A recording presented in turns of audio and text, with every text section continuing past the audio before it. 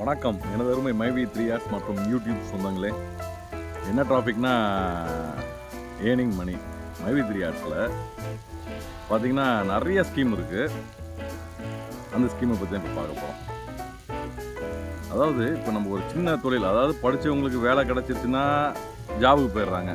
Job இல்லாதவங்க ஒரு சின்ன சின்ன பிஸ்னஸில் இறங்கணுன்னா அவங்க ஏதோ ஒரு முதலீடு பண்ண வேண்டியது இருக்கும். ஒரு பழவண்டி தள்ளிட்டு போனாலுமே அதுக்கு ஒரு முதலீடு சின்னதாக தேவைப்படும்.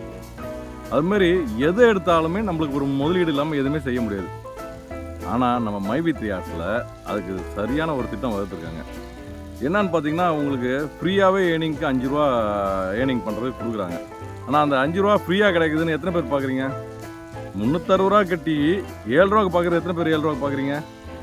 கெட்டுறதில்ல. 360 ரூபா கட்டி ஃபேஸ் க்ரீம் வாங்கிக்கிறோம், நம்ம ஃபேஸ் போட்டுக்கிறோம் வச்சுங்களேன். ஆனால் அந்த 360 ரூபா கேட்டாலும் அந்த இதோட, அதாவது பணத்தோட வேல்யூ யாருக்குமே இல்லை. இவ்வளோதானே, அந்த இதுக்கு நம்ம வந்துட்டோம். அப்போ அப்படியேப்பட்ட உலகத்தில் நம்ம வாழ்ந்துட்டு இருக்கும்போது 5 ரூபா 10 ரூபாலாம் ஒரு மேட்டராகவே தெரியாது. அப்போது நம்ம அதுக்கு மேலே போனோம்னா நம்மளோட இன்வெஸ்ட்மெண்ட்டு கூடணும். இதே ஸ்கீம் ஓசியில் கிடைச்சா உங்களுக்கு இதோட வேல்யூ தெரியுமா? ஒரு மளிகை கடையை வைக்கணும்னா எவ்வளோ அமௌண்ட் தேவைப்படும் யோசிச்சு பாருங்கள்.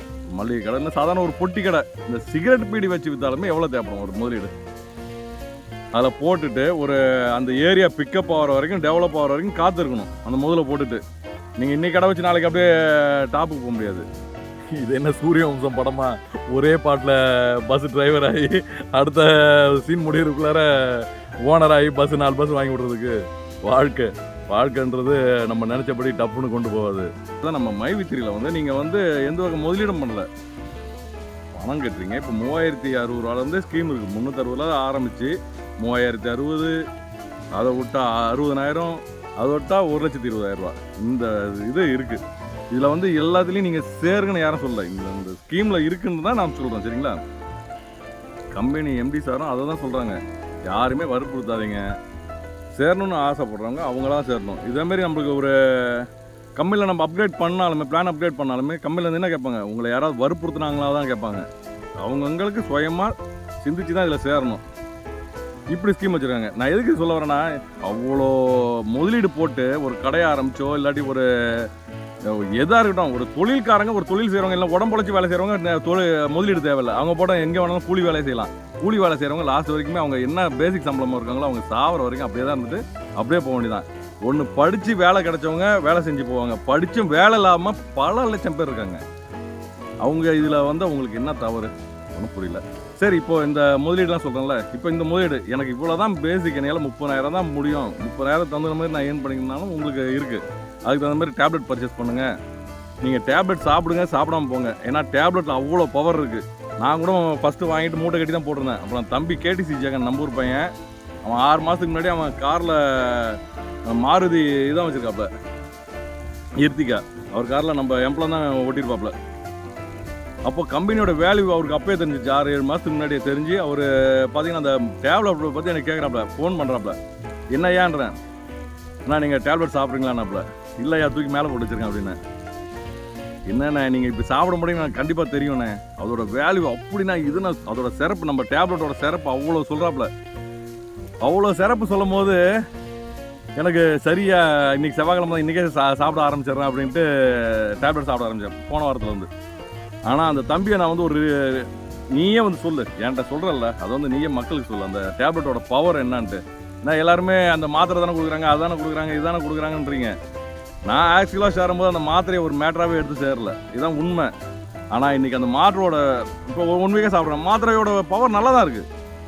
நான் உணர்ந்து பூர்வமாக சொல்கிறத விட அந்த தம்பி அவன் கிட்டத்தட்ட எனக்கு 21 மாதத்துக்கு முன்னாடி அவன் சாப்பிட ஆரம்பிச்சிட்டான். இப்போ அவன் சொல்லி இப்போ 1 வாரம் 10 நாள் ஆகிடுச்சா, அவன் அதுக்கு முன்னாடி 1 மாதம் 6 மாதமாக ஏதோ சாப்பிட்டுருக்கான், எப்போ சொன்னான் அவன். ஆனால் ஏன்னா அந்த சாப்பிட்டு 15 நாளே எனக்கு செம்ம பிரிக்காக இருக்குன்னா, அவன் எனக்கு 42 வயசு, இப்போ 19 வயசோட ஃபீல் இருக்குன்னா எல்லாத்துலேயுமே இருக்குன்றான். அப்போது இந்த மருந்தோட வேல்யூ, இந்த மாத்திரையோட வேல்யூ தெரியாமல் தான் நம்ம மூட்டை கட்டி வச்சுருந்துருக்கோம். சரி, அதை அவனே வந்து அந்த ரிவ்யூ கொடுப்பான், அது இருக்கட்டும். நான் இதுக்கு சொல்ல வந்துடுறேன். இந்த பிஸ்னஸ்ஸு நாங்கள் சிறப்பாக அழகாக செஞ்சுட்ருக்கோம். இப்போ பார்த்தீங்கன்னா ஒரு பேசிக்கில் ஒருவங்களுக்கு என்ன வேலை கிடச்சிருக்கா, வேலை கிடைக்கலான்றதோட மைவி 3 வேலை செய்கிறேன்னு இன்விடேஷன் வரைக்கும் எனக்கு போட ஆரம்பிச்சாச்சு.